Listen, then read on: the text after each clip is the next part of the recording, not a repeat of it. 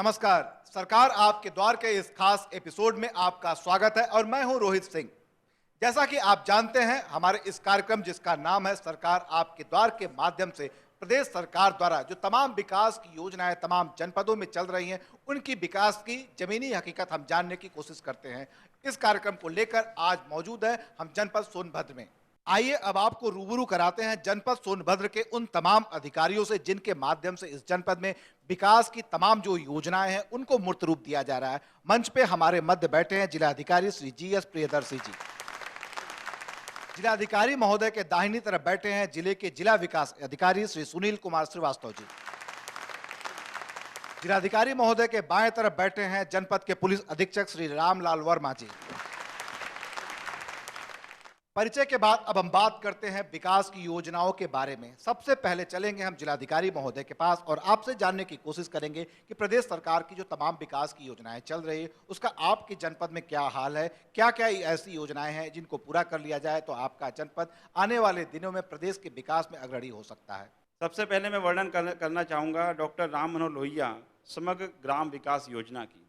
इस योजना के अंतर्गत ग्रामीण क्षेत्र की आधारभूत सुविधाओं को बेहतर किया जाता है, चाहे तो गांव में सड़क हो, चाहे बिजली हो, चाहे पानी का इंतज़ाम हो। इस तरीके के 36 कार्यक्रम इस योजना के अंतर्गत हम लोग गाँव में लागू करते हैं।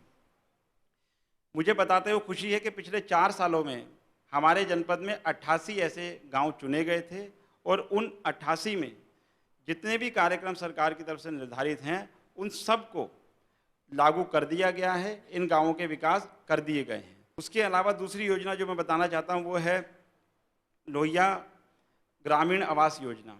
इस योजना के अंतर्गत ग्रामीण क्षेत्रों में राज्य सरकार के संसाधन से ग्रामीण आवास बनाने के लिए धनराशि उपलब्ध कराई जाती है। एक तो उसमें खुशी की बात यह है कि यह धनराशि मकान बनाने के लिए जो वर्ष 12-13 में मात्र 1,45,000 थी, उसे राज्य सरकार ने बढ़ाकर 3,05,000 कर दी। और उसके अलावा इस योजना में सोलर वगैरह की भी इंतजाम किए गए, सोलर लाइट वगैरह के भी। इस योजना अंतर्गत गत 4 वर्षों में इस जनपद में 6,115 लोगों को लाभ दिया जा चुका है, जिसमें से अधिकांश मकान बन चुके हैं। इस वर्ष जो ये वर्ष चल रहा है 15-16 का, इसमें हमें 660 लोगों को ये लाभ देना था, यानी 660 लोगों को इस प्रकार के मकान का पैसा देना था। उन सब का चयन कर पैसा दिया जा चुका है। अगली महत्वपूर्ण योजना जिसके बारे में बताना चाहूँगा वो है कनहर सिंचाई परियोजना। जैसा कि हमें पता है कि इस जनपद में पानी का रिटेंशन, पानी की अवेलेबिलिटी, पानी की उपलब्धता ये एक समस्या है। उससे निजात पाने के लिए एक बहुत महत्वाकांक्षी योजना कनहर सिंचाई परियोजना इस जनपद में संचालित है, जिसे वर्तमान सरकार ने ही चालू कराया है। ये बहुत बड़ी परियोजना है जो 2200 करोड़ रुपए की परियोजना है। इसमें राज्य सरकार ने अपने संसाधन से पैसा निर्गत किया है और बहुत अच्छी स्पीड के साथ इस योजना का संचालन जनपद में हो रहा है। ऐसी एक और बड़ी परियोजना जिसके बारे में मैं बताना चाहूँगा वो है हमारा वाराणसी शक्तिनगर मार्ग। यह मार्ग भी बहुत महत्वपूर्ण है जनपद के लिए, क्योंकि वाराणसी से और नेशनल हाईवे से सीधा जुड़ने के लिए बहुत महत्वपूर्ण हमारा मार्ग था। इस मार्ग को 6 लेन का PPP परियोजना के अंतर्गत 1600 करोड़ रुपए की परियोजना सरकार ने दी है। और मुझे बताते हुए खुशी है कि इस साल ही इस परियोजना का पूर्ण हो गई है। लगभग लास्ट के थोड़ा बहुत काम बचा हुआ है। अदरवाइज जो हमें बताया जाता है कि जो यहाँ से हाथी नाला से वाराणसी का जो पहले समय 3, 4, 5 घंटे लगता था, अब वो घटकर लगभग आधा या आधे से भी कम हो गया है। एक और परियोजना जिसके बारे में मैं बताना चाहूँगा वह है इंजीनियरिंग कॉलेज की परियोजना। जैसा कि हमें पता है कि ये एक बैकवर्ड डिस्ट्रिक्ट है जहाँ पर कनेक्टिविटी की समस्या है। ऐसे डिस्ट्रिक्ट के लिए सरकार ने इंजीनियरिंग कॉलेज का हमें तोहफा दिया और मुझे बताते हुए खुशी है कि इस परियोजना में काफ़ी हद तक कार्य पूर्ण हो गया है। और अगर सब कुछ ठीक समय पे चला, जिसके लिए हम प्रयासरत हैं, तो अगले सेशन से यहाँ इंजीनियरिंग के बच्चों की पढ़ाई लिखाई भी चालू हो जाएगी। 3-4 बहुत बड़े बड़े प्रोजेक्ट हैं और जो ऐसे प्रोजेक्ट हैं कि जब ये कंप्लीशन पे होंगे तब जनपद को बहुत ज़्यादा लाभ इससे सीधा सीधा मिलेगा। एक और योजना जिसके बारे में मैं चर्चा करना चाहूँगा वो है समाजवादी पेंशन योजना। इस योजना में भी जितने भी गरीब परिवार हैं उनको हमें उनका चुनाव करके उनको पेंशन देनी है। मुझे बताते हुए खुशी है कि हमारा जो लक्ष्य दिया गया था इस योजना में वो 68,726 लाभार्थियों का था, वो सारे पेंशन हमने दे दिए। अगली एक महत्वाकांक्षी योजना जिसके बारे में चर्चा करना चाहूँगा वो है कौशल विकास मिशन में। इस मिशन में हम लोग यह टारगेट करते हैं कि जनपद के जितने भी यूथ हैं, युवक और युवतियाँ, उन सब का चुनाव कर करके उन्हें इतनी अच्छी तरीके की ट्रेनिंग दिलाएं कि उनको उस ट्रेनिंग को मिलने के बाद अच्छी तरीके से रोजगार मिल जाए। कौशल विकास मिशन भी हमारे यहाँ संचालित है। इस योजना अंतर्गत गत 4 वर्षों में 950 बच्चों को हम लोगों ने ट्रेन करा है। उन 950 बच्चों में से 142 बच्चों को रोजगार मिल चुका है। इसी प्रकार से 146 आरओ सोलर पंप हम लोगों ने लगवाए हैं, जो कि छोटे टंकी के पंप हैं। इसमें आरओ लगा हुआ है तो स्वच्छ पानी इससे हम उपलब्ध कराते हैं। स्वास्थ्य के क्षेत्र में भी हमारे जनपद में गत 4 वर्षों में बहुत काम हुआ है, जिसका मैं बताना चाहूँगा। ग्रामीण क्षेत्र में 6 सीएचसी, 2 पीएचसी और 25 न्यू पीएचसी और 170 उपकेंद्र ये संचालित हैं। 102 और 108 की जो गाड़ियां हैं वो ग्रामीणों को सीधा सीधा बहुत लाभ दे रही हैं, क्योंकि अगर कोई डिलीवरी का केस हो, सीरियसली बीमार हो, तो पहले लोगों को तंग होना पड़ता था कि गाड़ी का अरेंजमेंट कैसे करें, कैसे ना करें, कैसे लाएं पेशेंट को। अब सरकार ने व्यवस्था कर दी है, आप एक सेंट्रलाइज नंबर 102 और 108 आपको दे रखा है, आप उसमें फ़ोन करें और फ़ोन करने के 20 मिनट के अंदर अंदर वो गाड़ी आपके स्थान पर पहुँचना निश्चित है। कन्या विद्याधन की भी एक महत्वाकांक्षी योजना सरकार द्वारा संचालित थी, उसे अभी इस साल भी लागू किया गया है। इस योजना अंतर्गत वर्ष 12-13 में 2,854, वर्ष 13-14 में 3,236 और इस साल 15-16 में 784 बच्चों को इसमें लाभ दिया गया। और ये जितना भी टारगेट सरकार की तरफ से हमें मिला था, उन सब बच्चों को हम ये लाभ दे चुके हैं। तमाम योजनाओं के बारे में काफी विस्तार से जिलाधिकारी महोदय ने बताया। अब हम बात करेंगे जिला विकास अधिकारी महोदय से। जिलाधिकारी महोदय ने लगभग सारी बातें जो है विकास की, सब कुछ काफी विस्तार से बताया। हम आपसे जानना चाहेंगे, सीधे सीधे विकास की जो तमाम योजनाएं हैं उनसे आप रूबरू होते हैं, क्या कुछ आपको लगता है, क्या क्या चुनौतियां आपके सामने हैं? पेयजल में हम लोगों के यहाँ 16 हमारे पेयजल की परियोजनाएं चल रही थी पहले, उसको पूरी क्षमता से चलवाया गया और 21 हमारी नई परियोजनाएं हैं, उनको भी अच्छे ढंग से चलाया जा रहा है। दूसरी जो चुनौती है वो है जो हमारी लाभार्थी परक योजनाएं चलती हैं, इसमें लाभार्थियों का चयन हम लोग पूर्णतः पारदर्शिता से और जो शासनादेश हैं, जो शासन के निर्देश हैं, उसके क्रम में उसी के अनुरूप हम लोग लाभार्थियों का चयन कराते हैं और प्रयास ये करते हैं कि कहीं पर भी कोई किसी भी लाभार्थी परक योजना में कोई गलत या अपात्र व्यक्ति चयनित ना होने पाए। इसके अलावा स्वास्थ्य और शिक्षा के संबंध में भी इंजीनियरिंग कॉलेज और 108, 102 की सुविधाएं चल रही हैं। अभी समाजवादी विकास दिवस मनाया गया था, उस दिन भी 6 नए एम्बुलेंस का लोकार्पण किया गया। तो ये सारी सब सुविधाएं हैं और हम लोग पूरा प्रयास कर रहे हैं कि बेहतर ढंग से जो शासन की मंशा है उसके अनुरूप अच्छा से अच्छा काम करें और जनपद को आगे की ओर ले जाएं। हम बात करते हैं, यहाँ पे पुलिस अधीक्षक महोदय मौजूद हैं। क्या क्या चुनौतियां आपके सामने हैं और क्या है वर्तमान में आपके पुलिसिंग सिस्टम? जनपद आप लोगों को मालूम है, पहले यहाँ पर नक्सल प्रभावित क्षेत्र रहा है। विगत कई वर्षों से अथक प्रयास से सरकार के नक्सलाइट गतिविधियाँ यद्यपि की नहीं हैं, फिर भी इतना दुर्गम मार्ग है, वहाँ पर आसानी से पहुँचने के लिए प्रदेश सरकार द्वारा जनपद को अत्याधुनिक वाहन उपलब्ध कराए गए हैं। जहाँ एक और आम जनता की शिकायत के लिए हमारा 100 नंबर 100 नंबर पर काम करता है, जिस पर मुझे बताते हुए काफ़ी खुशी हो रही है कि विगत 4 वर्षों में कुल 2,989 शिकायत 100 नंबर से आम जनता की प्राप्त हुई। महिलाओं के लिए जहां पर 1090 की व्यवस्था है, वहीं दूसरी ओर IGRS सिस्टम जो माननीय मुख्यमंत्री जी ने अभी लॉन्च किया है 25 जनवरी को, मुझे बताते हुआ काफ़ी हर्ष है कि ये 220 शिकायतें, यानी लगभग 2 महीने में 220 शिकायत पुलिस विभाग की आई हैं, जिनका हमने 100% समय से निस्तारण किया है। विगत वर्षों में कुछ बच्चे घर से चले गए थे, जिनको हमने ऑपरेशन स्माइल के तहत 129 बच्चों को उनके परिवार के साथ मिलाने का काम किया है। इसी प्रकार CCTNS, यानी आप देखते होंगे कि सारी आपकी अब शिकायतें कंप्यूटर पे की जाती है, कंप्यूटर से FIR होती है, उससे मॉनिटरिंग उच्चाधिकारी करते हैं। और इसी के साथ वक्त हो चला है एक छोटे से ब्रेक का। आप कहीं जाइएगा मत। ब्रेक के बाद हम जल्द लौटेंगे और बात करेंगे तमाम विकास की योजनाओं के बारे में, जो विकास के संबंधित जुड़े अधिकारी हैं उनसे बात करेंगे। उसके बाद तमाम जनता जनार्दन भी यहाँ मौजूद है, हम उनसे बात करेंगे और जानने की कोशिश करेंगे कि जो तमाम दावे किए जा रहे हैं उनकी जमीनी हकीकत क्या है। तो देखते रहिए सरकार आपके द्वार।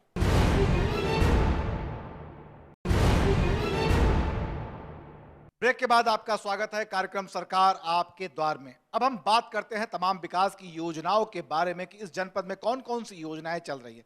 सबसे पहले हम बात करते हैं लोहिया आवास योजना के बारे में। जैसा कि अभी जिलाधिकारी महोदय ने काफी आंकड़े गिनाए, बताया कि किस तरह से जो तमाम योजनाएं चल रही है उसमें लोहिया आवास योजना का भी आच्छादन इस जनपद में हो चला है। हम बात करेंगे विभागीय अधिकारी से, परियोजना निदेशक महोदय मौजूद हैं। आप बताएं कि किस तरह से ये जो आवास की योजना है आपके जनपद में चल रही है और अब तक कितने लोगों को इस योजना का लाभ मिल चुका है। प्रदेश सरकार ने आवास विहीन ऐसे परिवारों को जिनको BPL में नाम न होने के कारण आज तक आवास नहीं मिल पा रहा था, अगर उनकी आमदनी 36,000 से नीचे की है तो उनके लिए लोहिया ग्रामीण आवास योजना का संचालन 12-13 से शुरू किया। यह प्रदेश सरकार की ड्रीम प्रोजेक्ट वास्तव में अश्लाघनीय प्रयास है, जितनी इसकी प्रशंसा की जाए कम है। 12-13 से लेकर के हमने 12-13 में 1984 लाभार्थियों को, 13-14 में 1530 लाभार्थियों को और 14-15 में 1941 लाभार्थियों को अब तक लाभान्वित किया है। 15-16 में लोहिया ग्रामीण आवास योजना के अंतर्गत हमारा टारगेट 660 था, जिसके अंतर्गत अपने जिलाधिकारी महोदय के कुशल निर्देशन में हमने लाभार्थियों का चयन पारदर्शिता के साथ करते हुए, वेबसाइट पर सूची अपलोड करते हुए, शिकायतों की जांच करते हुए सभी को प्रथम किस्त दे दिया। यहाँ भी तमाम जनता जनार्दन मौजूद है। हम बात करते हैं, कुछ महिलाएं बैठी हैं, हम उन लोगों से जानने की कोशिश करेंगे कि अभी परियोजना निदेशक महोदय ने बताया किस तरह से लोहिया आवास योजना का लोगों को लाभ मिल रहा है। आप बताएं क्या वास्तव में आपको लाभ मिला है, किस तरीके से मिला है और अभी क्या स्थिति है। हमको अब पहले कच्ची मकान थी, मड़ई थी, बहुत चूती उती थी। रात को कभी बारिश बहुत ज़्यादा होने पर हम लोग खड़े होकर के बैठ करके गुजार रहे थे। आवास मिलने से हम लोग को बहुत सुविधा है। उसके छत के नीचे हमारे बच्चे सब खेल कूद रहे हैं। बिजली वगैरह सब लग गई जी, सौर ऊर्जा नहीं लगी हुई है। जैसा कि अभी एक महिला ने बताया कि इनको योजना का लाभ मिल रहा है, आवास पूरा हो चुका है, लेकिन अभी बिजली वगैरह जो है अभी लगी नहीं है। हालांकि अभी परियोजना निदेशक महोदय ने कहा था कि योजना पूरी हो चुकी है, जिलाधिकारी महोदय ने कहा था कि बिजली वगैरह जो है सब लग चुका है, लेकिन क्या कारण है कि इनकी एक शिकायत उभरी है। हम सीधे एक बार फिर से बात करेंगे परियोजना निदेशक महोदय से। जहाँ पर आवास माने हमारे पूरे हो गए थे वहाँ पर सोलर लाइट लग गई। जिनके आवास पूरे नहीं थे वहाँ उनका सोलर लाइट विकास खंड स्तर पर रखा गया है और किन्हीं कारणों से पानी की दिक्कत को देखते हुए या दूरगामी क्षेत्र होने के नाते वहाँ ईंट इत्यादि की सामग्री जरा दुर्लभ रहती है, तो इसके नाते इनके समस्याओं के नाते वहाँ लग नहीं पाई। लेकिन इनका आवास अब पूर्ण हो गया है। 14-15 में PO नेडा के द्वारा लगाया जा रहा है और वह सामग्री प्राप्त जैसे ही होती वैसे इनका लगा दिया जाए। कुछ और भी लोग जनता जनार्दन में मौजूद है, कुछ और महिलाएं, हम उनसे भी बात करते हैं और जानने की कोशिश करते हैं कि आवास की जो ये योजना है प्रदेश सरकार की, उसका लाभ आपको किस तरीके से मिल रहा है। जी आप बताएं। हमार पहले अथी खपड़ा रहल, माटी के घर रहल, ओकरे बाद वो सरिया रहिया, ओकरे बाद वही सरिया में हमके मिला है 2,75,000 रुपया। पूरी मकान अपन बनवाई लिया। वही मकान में हम अपने बच्चन के लेके अपने छत्तर के तरह सोए रहे हैं। हमारी बच्चा सब पढ़े लिखे। चलिए अब हम बात करते हैं स्वास्थ्य विभाग की तमाम योजनाओं के बारे में। स्वास्थ्य विभाग के अधिकारी यहाँ पे मौजूद हैं, हम आपसे जानने की कोशिश करेंगे प्रदेश सरकार की जो स्वास्थ्य विभाग की तमाम योजनाएं हैं आपके जनपद सोनभद्र में किस तरीके से चल रही हैं। राष्ट्रीय स्वास्थ्य मिशन के अंतर्गत मातृ मृत्यु और शिशु मृत्यु दर को कम करने के लिए जो मुख्य इसमें कार्यक्रम चलाए जा रहे हैं कार्यक्रम, उसमें सबसे मुख्य है जननी सुरक्षा योजना। आशा की जिम्मेदारी पे ये है कि जैसे ही कोई भी महिला गर्भवती होती है, जितनी जल्दी हो सके उसकी जानकारी प्राप्त करें और जानकारी प्राप्त करके उसका रजिस्ट्रेशन करा दे। और जब उसका रजिस्ट्रेशन हो जाएगा, रजिस्ट्रेशन के बाद उसकी वहाँ से जांच शुरू हो जाएगी। पहली जांच उसी दिन हो जाएगी, उसको टीटी का टीका लग जाएगा और साथ ही साथ उसको 100 टैबलेट दी जाती है आयरन की, जिसको खाने के बाद कम से कम उसको ये प्रयास किया जाता है कि एनीमिया से ग्रसित ना हो। वो ये पहले से एएनएम के द्वारा बता दिया जाता है कि जैसे ही आपको किसी तरह की समस्या हो, पेट में दर्द हो, आपको ऐसा महसूस हो कि अब डिलीवरी होने का समय हो गया है, तो आप फिर 102 या 108 को ही फोन करेंगे और वो आपको लेके हॉस्पिटल पहुंचाएंगे। जैसा कि हमारे परम आदरणीय जिलाधिकारी महोदय ने भी बताया कि 20 मिनट के अंदर वो एम्बुलेंस वहां पहुंच जाती है और उसको लेके हॉस्पिटल पहुंचा दिया जाता है और उसके बाद वहां पे डिलीवरी होती है। जो भी यहाँ प्रसव होते हैं उन सब को हम 1400 रुपए की दर से, पहले चेक द्वारा ये दिया जाता था और अब पीएफएमएस के थ्रू हम उनके खाते में वो पैसा डलवाते हैं। अभी स्वास्थ्य विभाग के अधिकारी तमाम अपनी योजनाओं के बारे में बता रहे हैं। उन्होंने ये भी बताया कि जो तमाम महत्वाकांक्षी योजनाएं हैं स्वास्थ्य विभाग की, उनमें जननी सुरक्षा योजना है। हमने तमाम जनपदों में देखा है जननी सुरक्षा योजना का लाभ सीधे सीधे मिल रहा है। किस तरह से जो गर्भवती महिलाएं हैं इस योजना का लाभ ले रही हैं। तमाम यहाँ पे महिलाएं जनता जनार्दन के बीच में बैठी हैं। हम चलते हैं एक बार फिर उन्हीं के पास और जानने की कोशिश करते हैं कि ऐसी स्थिति में आपको जननी सुरक्षा योजना का लाभ किस तरीके से मिला भी या सिर्फ दावे हैं? पेट में बच्चा था, एक दिन अचानक दर्द हुआ, आशा फोन करके बुलाई एम्बुलेंस 102 नंबर, अस्पताल गए, वहाँ बच्चा हुआ, 2 दिन रहे, पैसा मिला लाभ। कितना पैसा मिला था? 1400। किसी ने कुछ मांगा तो नहीं ना बाद में? नहीं।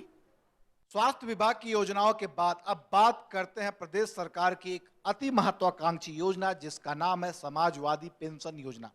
500 रुपए दिए जाते हैं लोगों को।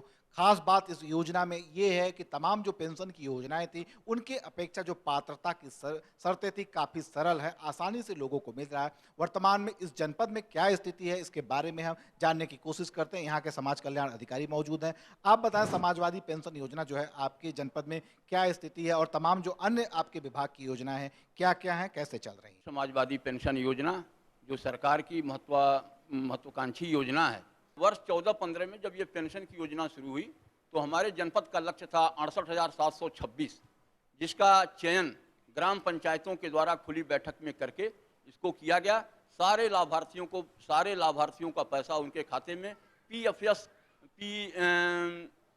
पीएफएमएस प्रणाली की सिस्टम से उनके खातों में प्रेषित किया जा रहा है। मुख्यमंत्री जी पिछली बार जब सोनभद्र का दौरा किए थे तो यहाँ की गरीबी को देखते हुए उन्होंने विशेष रूप से 20,175 का अतिरिक्त लक्ष्य दिया और उसका भी हम लोगों ने वो ऑनलाइन फीडिंग करके उसका भी पैसा हम अपने जिलाधिकारी महोदय के कुशल निर्देशन में ऑनलाइन फीड करके आज की डेट में सारे पैसे उनके खाते में डायरेक्ट चले गए हैं। तो क्या कहती है सोनभद्र की जनता? हम चलते हैं जनता जनार्दन के बीच ही और जानने की कोशिश करते हैं कि ये महज जो 500 रुपए उनको मिल रहे हैं कितना महत्व रखते हैं उनकी जिंदगी में। जी आप बताएं। 500 रुपया सरकार दे रहे थे, बहुत रोजना के लिए चला रही है सर, बहुत लाभ मिल रहा है। इसमें बच्चों पढ़ाने के लिए काम देता है, निकाल के कॉपी किताब के लिए काम देता है, हमको बहुत सहारा मिलता है सर, हमको बहुत लाभ है सर। कितने कितने दिन पे पैसे आ जाते हैं? महीने में 2 महीने में पैसा आते हैं सर। कितना किसी देती हैं कुछ कमीशन वगैरह? नहीं सर, 1 पैसा नहीं देते हैं सर। 500 रुपया समाज पेंशन पाते हैं। 500 रुपया समाज पेंशन हर महीने में हमके मिलत या समाजवादी पेंशन हमके बा लाभ बा मिलत बा। हम कोई के कमीशन कोई ना हमसे मंगले ना हम कोई के कमीशन दे ली। जैसा कि इस कार्यक्रम का नाम है सरकार आपके द्वार, यानी पूरी जो आपके जिले की सरकार है आपके द्वार खड़ी है।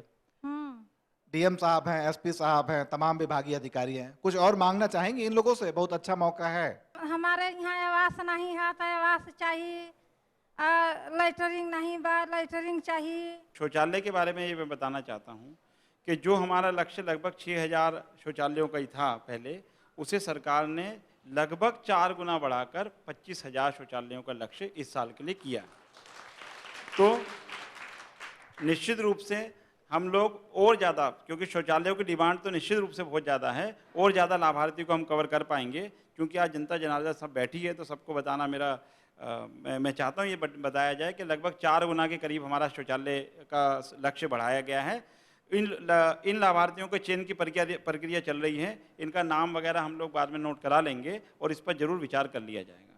तमाम जनता जनार्दन हमारे बीच मौजूद है सरकार आपके द्वार में। चूंकि सरकार जो है आज आपके द्वार आई है, यानी आप जो जनता है सोनभद्र की उनके द्वार आई है, तो हम आपसे रिक्वेस्ट करेंगे, आपके लिए एक अच्छा मौका है, आपके जिले के जो मुखिया हैं आपके बीच मौजूद हैं, आपके मन में यदि किसी तरीके का किसी विभाग को लेकर किसी योजना को लेकर संशय हो, प्रश्न हो, तो आप कर सकते हैं। सर, हम लोग को विकलांग 40% से मान्यता दी जाती है सर बस में, लेकिन बस वाले अब हम लोग को 40% जो मिलती है, जिसे 40% का जो यात्रा करते हैं सर हम लोग जी, उसको नहीं मानते हैं। कहते हैं कि 50% से जिसका ऊपर होगा उन्हें मान्यता दी जाती है, और जो 80% से ऊपर होते हैं उनको एक सहयोगी दिया जाता है सर। इस प्रक्रिया को ले जाने के लिए किसी अधिकारी से शिकायत की, जिलाधिकारी महोदय या रोडवेज के अधिकारी से किसी से मिले? जी सर, हम रोडवेज से मिले तो बोले हमसे कि पहले जो कार्ड बनता था सर जो जिले पे, वो कार्ड बंद हो गई है, अब कार्ड नहीं बनती है, जिसे विकलांग सर्टिफिकेट है सर, उस पे ही मान्यता अब हो गई है। चलिए, आपने जो अभी बात कही कि बसों में आपको असुविधा हो रही है जो पास है, तो आपकी जो बात है सीधे सीधे हम ले चलते हैं जिलाधिकारी महोदय के पास। आपने सर अपनी बात उठाई कि इनको जो रोडवेज की बसें हैं उनमें असुविधा होती है। जनपद विकलांग बंधु के नाम से एक बैठक होती है जिसमें जिले के तमाम अधिकारी रोडवेज सहित आते हैं, और दूसरी तरफ विकलांग बंधुओं के भी रिप्रेजेंटेटिव उसमें आते हैं।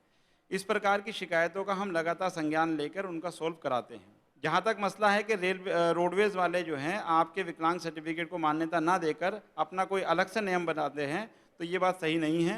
हमें रोडवेज वालों से जरूर कहूँगा कि जो विकलांग सर्टिफिकेट बना हुआ है उसका पालन किया जाए। अगर फिर भी शिकायत रह जाए आपकी, तो आप जरूर हमारे कॉल सेंटर पर बताइएगा, हम शिकायत का जरूर निवारण करा देंगे। कुछ और भी लोग यहाँ पे मौजूद हैं, हम रिक्वेस्ट करेंगे, चूंकि सरकार आपके द्वार आज है, तो यहाँ पे पुलिस विभाग के भी मुखिया मौजूद है। यदि किसी को पुलिस को लेकर, पुलिसिंग सिस्टम को लेकर मन में कोई प्रश्न है, कभी कोई शिकायत है, तो आज एक अच्छा मौका है आपके लिए, आप कर सकते हैं। जी, आप बोलें। हमारा जो सवाल है एसपी साहब से, वो पर्सनली ना होकर एक नागरिक होने के नाते हैं कि जब एक बार हम संडे के, इसी संडे, पिछले संडे हम अभी मार्केट में जा रहे थे, तो चलती हुई एक बाइक से 2 हेलमेट आदमी बैठे हुए थे, और चलती हुई एक औरत का चैन हाथ मार के मेन चौक से, रावटसगंज चौक, तो चैन मार करके वो निकल रहे थे। और वहीं मेन चौक पे पुलिस कैंप है, और वहाँ की पब्लिक उस औरत को भागते हुए जब देखी, तो 2 पब्लिक वहाँ की अपनी बाइक से वो उनका पीछा करने के लिए पहुंची, लेकिन वहाँ पे जो पुलिस जो बैठे थे 3-4 लोग, वो सिर्फ उस चीज़ को देख रहे थे। उन्हें उठने में 1 मिनट का वक्त लगा। तो हम एसपी साहब से ये पूछना चाहते हैं कि इस पर किस तरीके से काम, मतलब जो इसका रिजल्ट आया होगा वो तो हमें नहीं मालूम, लेकिन मौका वारदात पे जो इस तरीके से काम हुआ पुलिस के सामने, इसके बारे में हम जवाब चाहते हैं। सबसे पहले मैं यास्मी जी को बहुत बहुत धन्यवाद देता हूं कि कम से कम ऐसी समस्या जो एक जनहित की समस्या है, आज सरकार आपके द्वार के मंच पर लाई हैं। और निश्चित रूप से यह जो कर्मचारी वहां बैठे थे, उनका सबसे प्रथम कर्तव्य था कि ऐसी कोई घटना होती थी उसमें तत्काल फॉलो करते और उस अपराधी का पीछा करते। यदि उनके द्वारा नहीं किया गया है, मैं इस संबंध में खुद इसकी जांच करूंगा। आप पिछले रविवार की बात बता रही हैं, जो रविवार निकल गया है, और समय मैं समझता हूं दोपहर का रहा होगा। चौक चौराहे पर किनकी ड्यूटी थी, मैं उनको आइडेंटिफाइड करके उनके खिलाफ कार्रवाई करूंगा। और साथ ही साथ ये सभी को मेरा अनुरोध है, सभी से मैं अपील भी करता हूं कि आपको जब कभी इस तरीके की शिकायत मिल रही है पब्लिक के या पुलिस की लापरवाही के विषय में, तत्काल आप फ़ोन करें। फ़ोन मेरा 24 घंटे खुला रहता है, 100 नंबर 24 हमेशा खुला रहता है, वहाँ पर शिकायत करें, जरूर कार्रवाई की जाएगी। इसी के साथ वक्त हो चला एक छोटे से ब्रेक का, हम जल्द लौटेंगे। आप देखते रहिए सरकार आपके द्वार।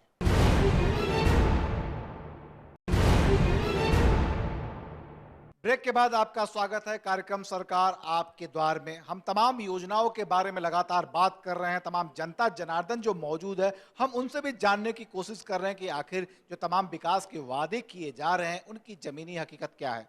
अब बात करते हैं एक अन्य महत्वाकांक्षी योजना की। प्रदेश सरकार जिस तरह से पूरे प्रदेश में कामधेनु योजना के माध्यम से एक नई क्रांति, दुग्ध क्रांति ला रही है, उसकी स्थिति सोनभद्र जनपद में क्या है, इसके बारे में हम यहाँ के विभागीय अधिकारी मौजूद हैं। Doctor A K. श्रीवास्तव, मुख्य पशु चिकित्सा अधिकारी महोदय, आपसे जानने की हम कोशिश करते हैं कि कामधेनु योजना की कितनी इकाइयाँ यहाँ पे स्थापित हैं और किस तरह से लोगों को लाभ मिल रहा है। उत्तर प्रदेश सरकार की ये महत्वपूर्ण महत्वाकांक्षी योजना जो इस जनपद में लागू की गई है, 3 प्रकार की योजनाएं हैं इसमें: कामधेनु, मिनी कामधेनु और माइक्रो कामधेनु। कामधेनु योजना के अंतर्गत ये 100 पशुओं को पालने की योजना है, जिसके अंतर्गत 25% मार्जिन मनी जमा करके पशुपालक और 75% लोन दिया जाता है, जिससे 100 पशुओं का पालन करके, और यह 5 साल की योजना है, जिसके अंतर्गत जो उनके ब्याज की प्रतिपूर्ति है उत्तर प्रदेश सरकार कर रही है। दूसरी योजना हमारी मिनी कामधेनु अंतर्गत है, जिसके अंतर्गत 50 पशुओं की योजना है, जो हमारे यहाँ 6 लाभार्थी कार्य कर रहे हैं,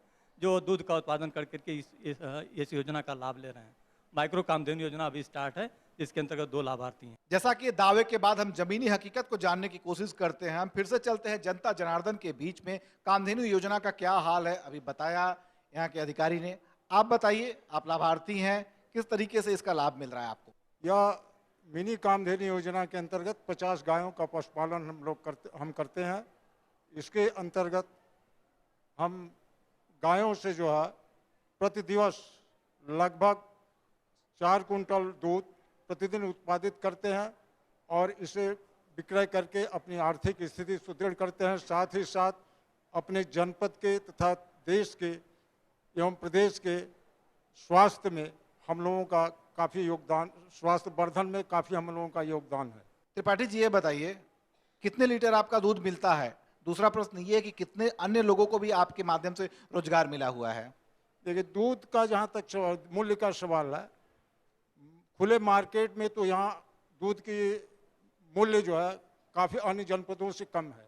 फिर भी 30 रुपया लीटर खुले मार्केट में बिक्री होता है जी, लेकिन हम लोगों का दूध पराग को दिया जाता है। मैं ही जो है इस योजना का पहले मुझे सरकार द्वारा लाभ दिया गया, तो इसमें जो है सारे जो सरकार की जो किया गया है कि हम सब्सिडी जो है पूरा का पूरा देंगे, तो सरकार जो है पूरा सब्सिडी हर महीने हम लोगों को प्राप्त हो रही है, उसका पूरा का पूरा लाभ हम लोगों को मिल रहा है।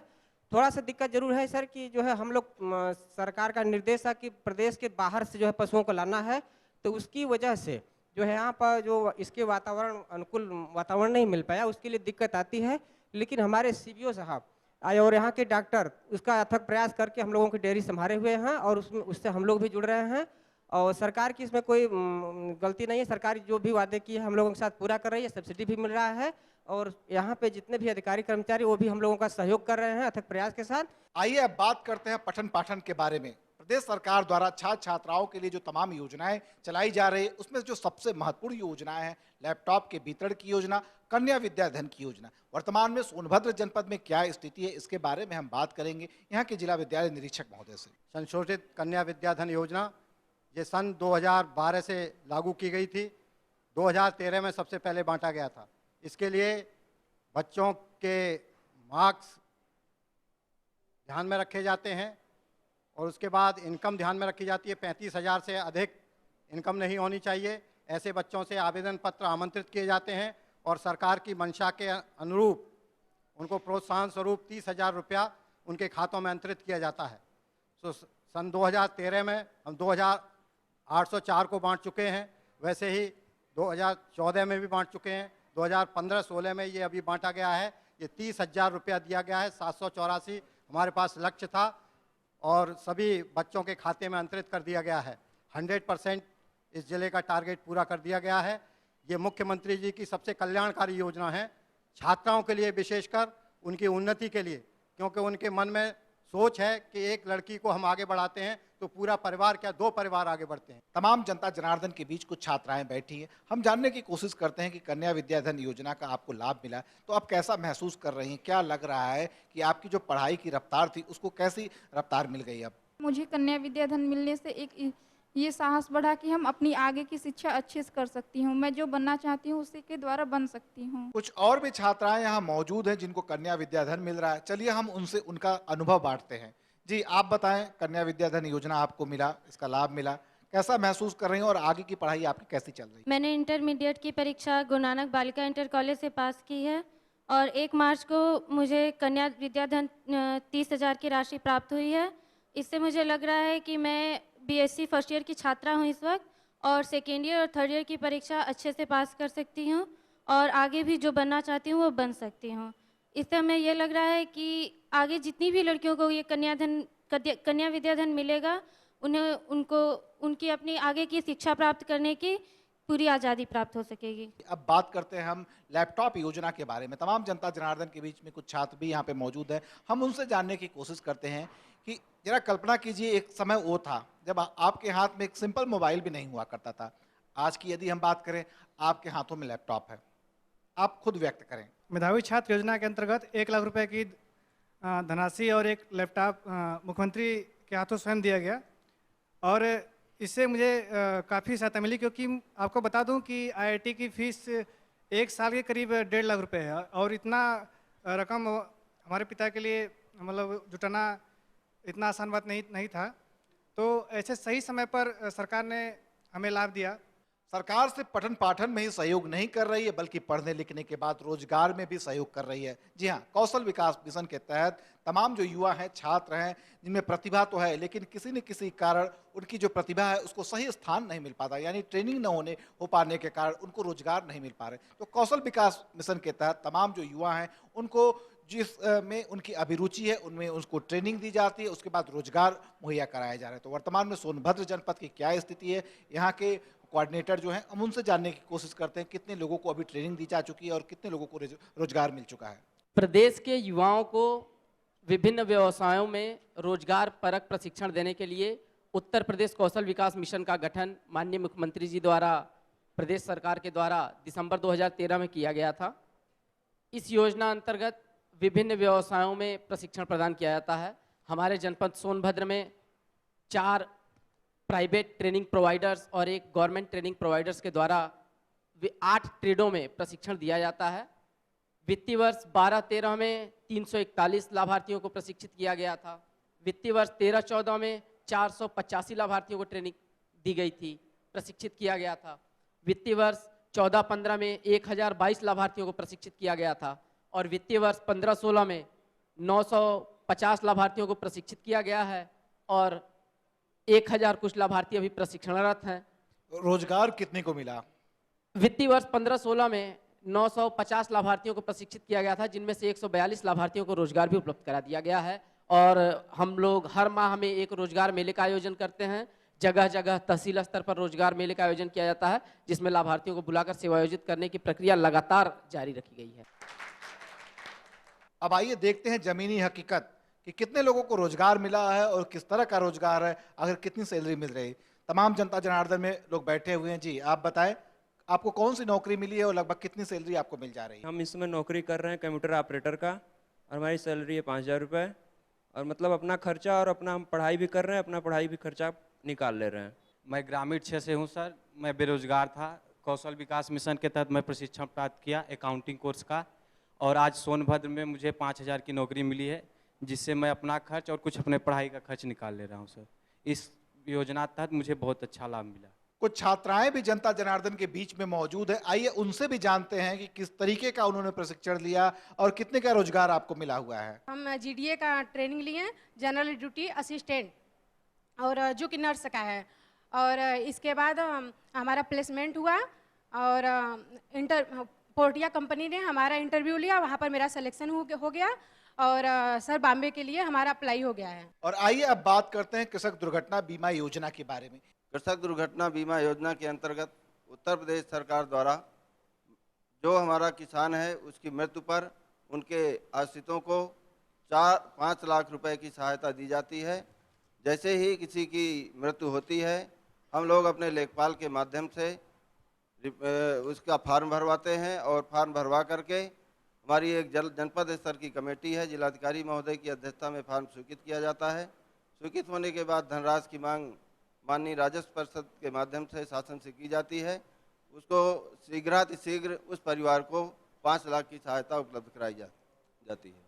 जनपद में इस 2012-13 से लेकर के इस सरकार के कार्यकाल में अब तक 259 लाभार्थियों को ये सहायता दी जा चुकी है, जिसमें 12 करोड़ 13 लाख के लगभग धनराशि का आवंटन वितरण किया जा चुका है। आइए अब बात करते हैं तमाम जनता जनार्दन में कुछ ऐसे भी लोग बैठे हैं जिनको इस योजना का लाभ मिला। वास्तव में काफी कठिन और विपत्ति की घड़ी थी जब प्रदेश सरकार का उनको सहयोग मिला।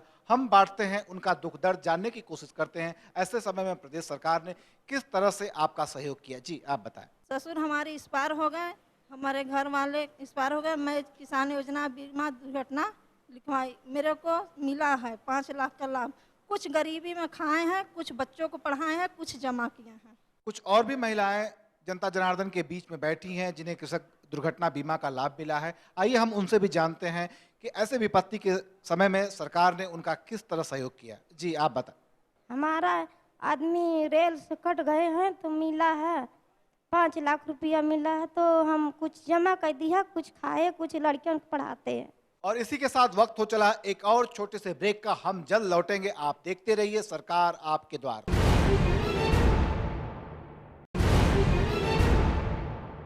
ब्रेक के बाद एक बार फिर से स्वागत है कार्यक्रम सरकार आपके द्वार में। अब तक हम तमाम विकास की योजनाओं के बारे में बात कर रहे थे। तमाम जो योजनाएं संचालित हो रही, उनके जो विभागीय अधिकारी यहाँ मौजूद हैं जनता जनार्दन के बीच में, हमने उनसे जाना कि कौन कौन सी योजनाएं चल रही। हमने उसका जमीनी हकीकत जानने के लिए तमाम जनता जनार्दन से बात किया। काफ़ी पॉजिटिव रिस्पॉन्स मिला। तमाम जो योजनाएं हैं उनका जनता को लाभ मिल रहा है। एक बार फिर से चलते हैं हम जिलाधिकारी महोदय के पास और बात करते हैं। तमाम योजनाओं के बारे में आपने शुरू में बताया था, उसके बाद जनता जनार्दन ने भी बताया, लेकिन क्या कुछ लगता है काफ़ी समस्याग्रस्त जनपद है जैसा कि आपने शुरू में बताया। जनता जनार्दन से काफ़ी कुछ फीडबैक भी आपको मिला है। क्या लगता है कि आने वाले दिनों में विकास की क्या चुनौतियां आपके सामने होंगी? हम लोगों का डायरेक्ट इंटरेक्शन अपने लाभार्थियों के साथ हुआ है।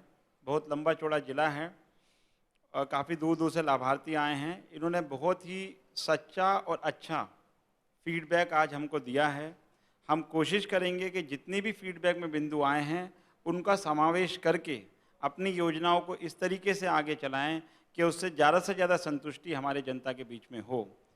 जैसा आपने आज प्रयास किया है और हमारे पूरे विभाग को, हमारे सहित सारे विभाग को जनता के सामने लाकर उनसे इंटरेक्शन कराया है, हम कोशिश करेंगे कि अपने स्तर से भी इस प्रकार के सेशन जनपद के अलग अलग क्षेत्रों में जाके किए जाएं और जो फीडबैक आए उसका समावेश करके अपनी योजनाओं को धरातल पे उतारा जाए। एक बार फिर से रुक करते हैं डीडीओ साहब का, आपसे जानने की कोशिश करेंगे। तमाम फीडबैक मिला होगा, जैसा कि तमाम जनता ने बताया कि तमाम योजनाओं का उनका लाभ मिला, लेकिन काफ़ी कुछ ऐसी भी चीज़ें आई कि आप लाभ तो देना चाहते हैं, जैसा कि जिलाधिकारी महोदय ने कहा, आपने भी कहा, लेकिन कुछ कुछ ऐसी चीज़ें रह जाती हैं जिसके कारण योजना का लाभ जनता को नहीं मिल पाता है। हालांकि पैसे की कोई कमी नहीं है, इच्छा शक्ति की भी कोई कमी नहीं है, तो ऐसे में क्या देखते हैं, कौन सी ऐसी चुनौती है आपके सामने?